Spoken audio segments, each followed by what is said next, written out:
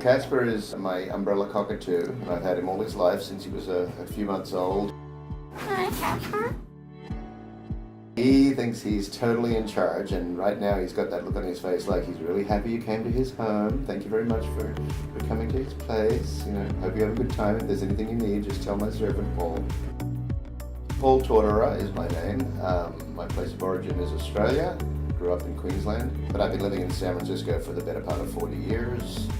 Growing up in Australia, these birds are wild. Even though he's an Indonesian cockatoo, these birds, very similar birds, are wild in Australia, so they were in nature, and I also was lucky enough to have them as pets growing up. Very early on in my life, I developed a deep love for them. They're characters, and they're clowns, and they're just amazing, and they'll make you tear your hair out, but you still love them. After I left Australia and realized that I was going to spend pretty much the rest of my life here, I always dreamed about having another cockatoo in my life, and as I said, 12 and a half years or so ago, I ran into him strictly by accident at an exotic bird breeder, and fell in love with him. Got to know him over a couple of weeks, because you don't really buy an animal like this as an impulse, and fought with the husband who didn't know much about birds at all, and then decided to bring him into my life, and it's been the most amazing journey ever since. He's exceeded all my hopes and expectations for another cockatoo buddy, and he's the best I've ever had, and I cherish him. I remember the very first day I took him from this very apartment, and gingerly, quietly I took him downstairs, whispering to him, and stepped out into the open air and into the lane. I was going to take him to the park. It's funny that I remember that so clearly, but the moment we turned the corner, it's like a phenomenon began that actually hasn't stopped.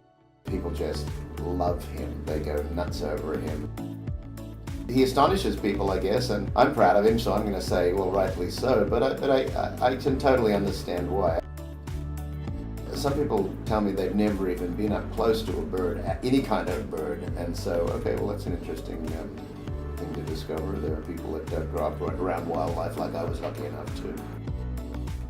I do enjoy sharing him with people and letting people have hands-on with him, because I think it promotes awareness of animals in general, and I just love animals. I think they deserve the planet a lot more than we do.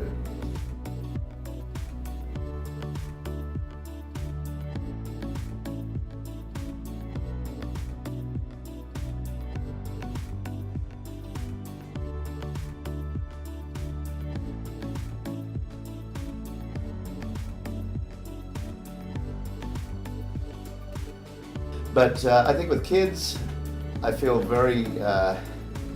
I feel great. It gives me a good feeling to know that I'm giving a child his first interaction with a beautiful animal like Casper.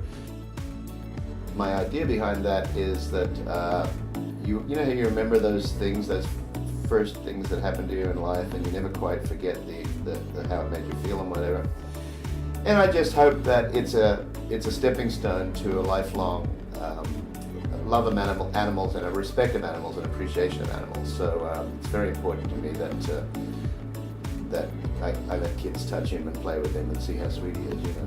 My hope is that they would remember how sweet he was, and how much he was something to be cared for and respected, and not just afraid of or disregarded, like some of the animals are. If I may, he also enjoys the interactions, so I'm also doing it for him as well. He loves socializing, he loves meeting people, he boosts his ego, he feels very much king of the walk, so I do it for him as well.